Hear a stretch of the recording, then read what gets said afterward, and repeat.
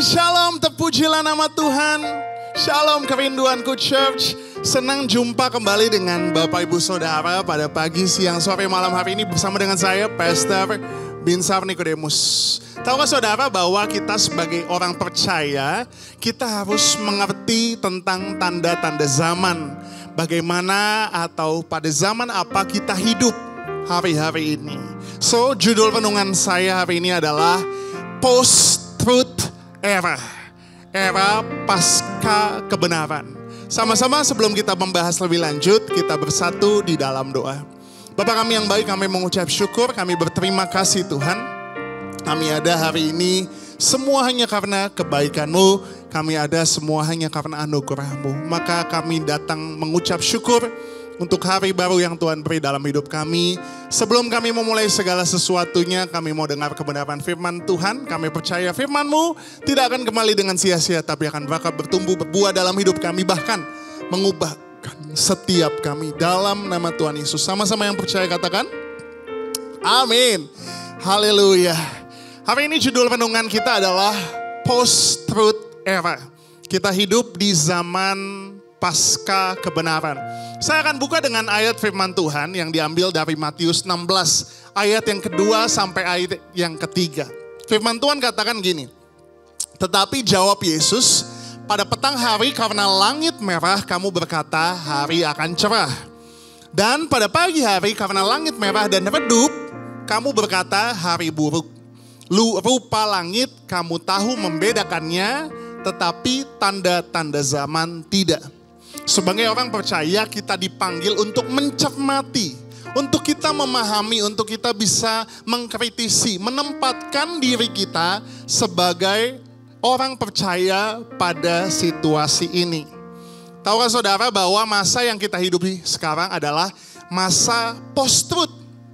Istilah post-truth era atau era pasca kebenaran adalah suatu keadaan di mana fakta-fakta objektif menjadi kurang berpengaruh terhadap opini publik. Opini publik lebih dipengaruhi oleh emosi dan keyakinan pribadi. Singkatnya, orang bisa percaya apapun yang mereka ingin percayai selama mereka merasa itu benar. Semua orang sekarang punya platformnya masing-masing. Semua orang bisa ngomong apa aja dan itu bisa dianggap kebenaran sama orang lain. Walaupun itu salah.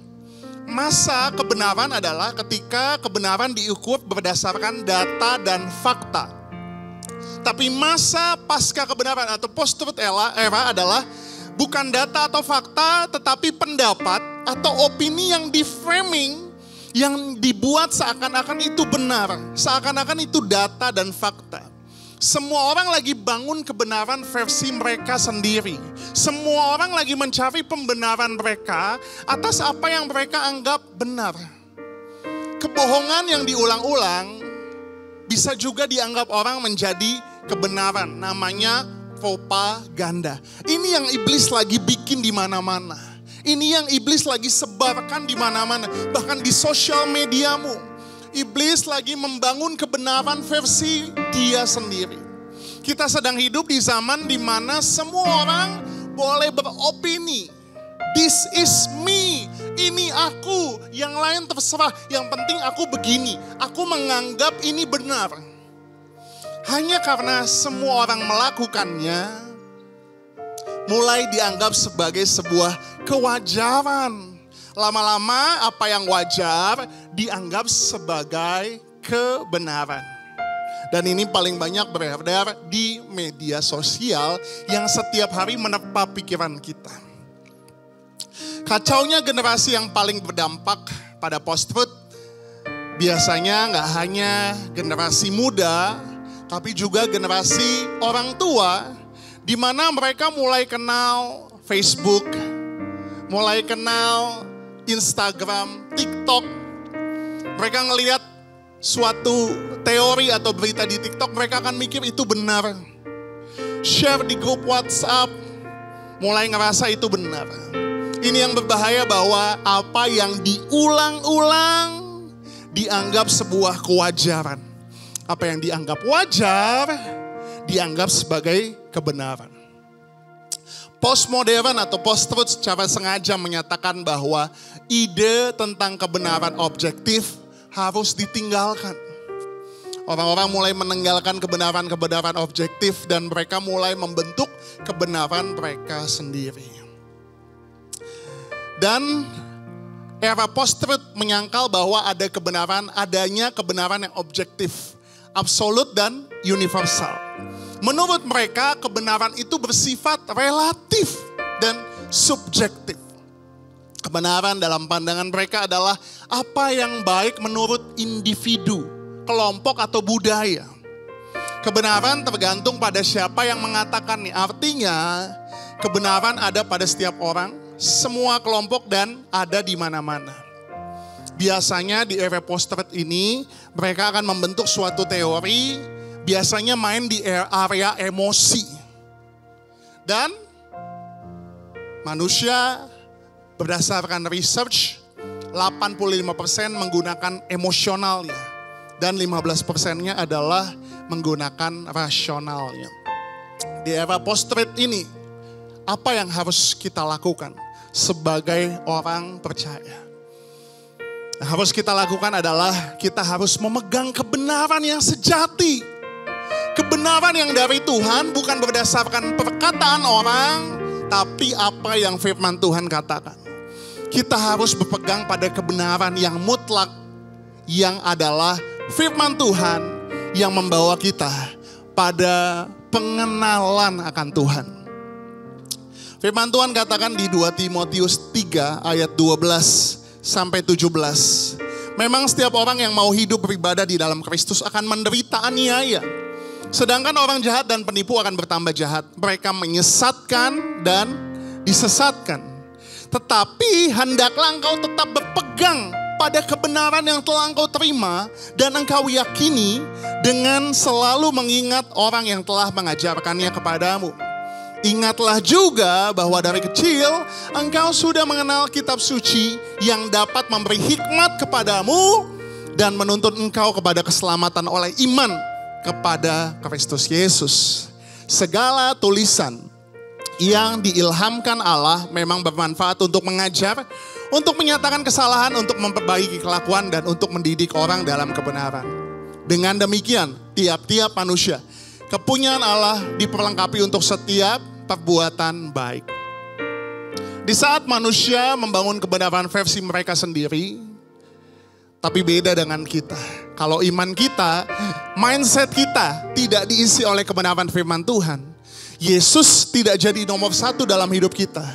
Kita gak dengerin firman, hidup kita dalam bahaya. Kita akan mudah terombang-ambingkan oleh fakta kebenaran. Iman kita juga akan semakin lemah. That's why di era post-truth ini kita harus pegang kebenaran yang sejati, yaitu kebenaran firman Tuhan.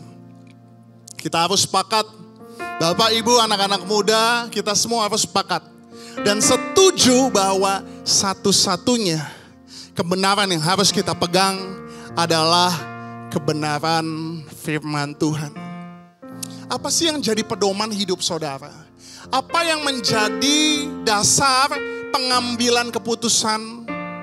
Apa yang menjadikan dasar Anda memilih dalam hidup saudara? Kalau bukan firman Tuhan, Anda ada di dalam bahaya.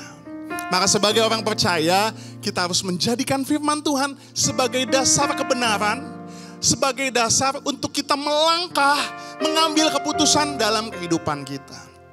Firman Tuhan katakan, rumput menjadi kering, bunga menjadi layu, tetapi firman Allah tetap untuk selama-lamanya. Langit dan bumi akan berlalu, tetapi perkataanmu tidak akan berlalu. Banyak tafsiran Alkitab yang terjadi. Alkitab lebih dari ilmu pengetahuan manusia. So, hari ini kita diingatkan kembali untuk kita menjadikan firman Tuhan sebagai dasar kebenaran yang sejati yang kita pegang dalam hidup kita. Mazmur 119 ayat 105. Firman-Mu itu pelita bagi kakiku dan terang bagi jalanku. Untuk kita berjalan aman di hutan pada malam hari, kita membutuhkan cahaya supaya kita tidak tersandung pada akar pohon dan jatuh ke dalam lubang. Dalam kehidupan ini kita berjalan melalui hutan kejahatan yang gelap. Tapi Alkitab yang saudara dan saya percaya menjadi cahaya untuk menunjukkan jalan di depan supaya kita tidak tersandung ketika kita berjalan.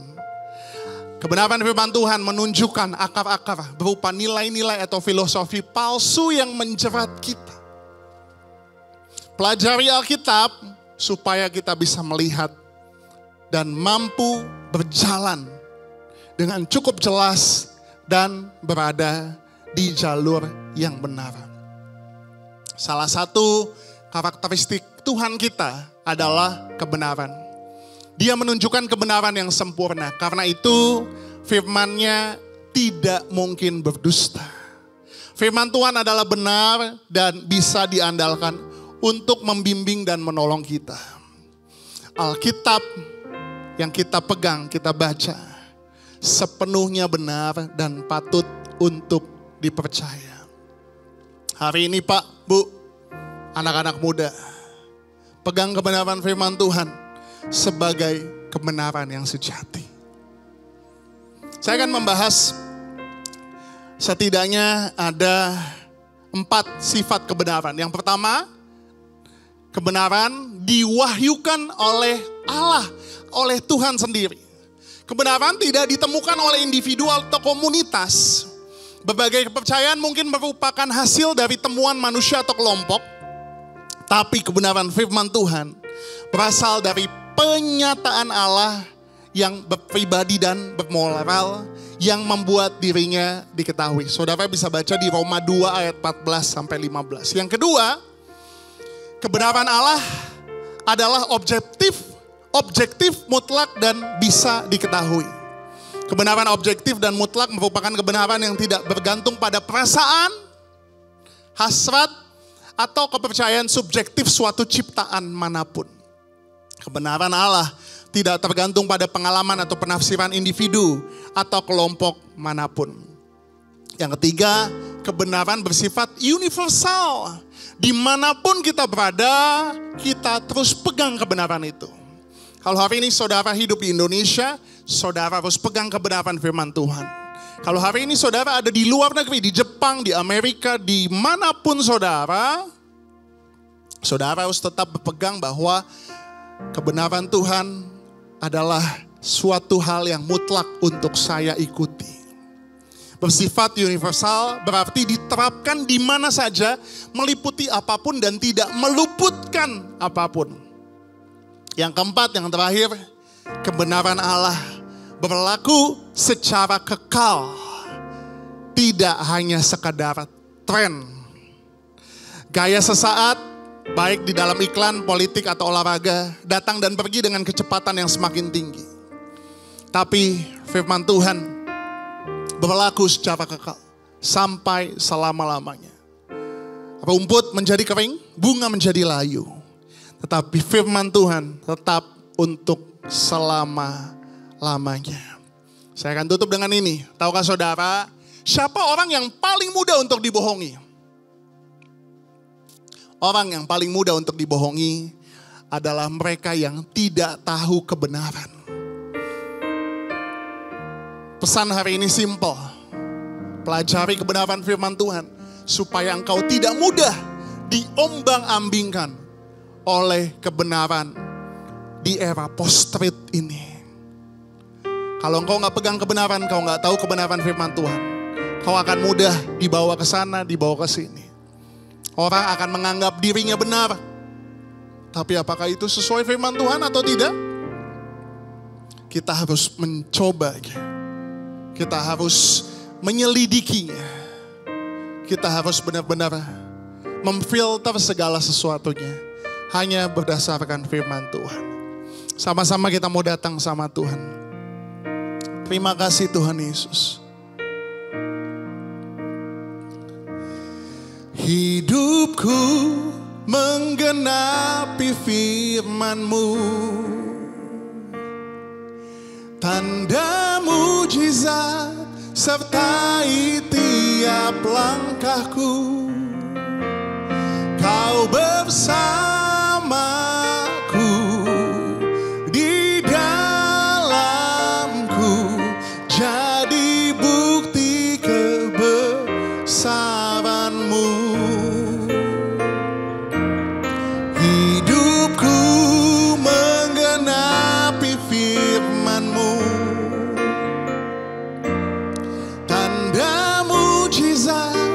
sertai tiap langkahku.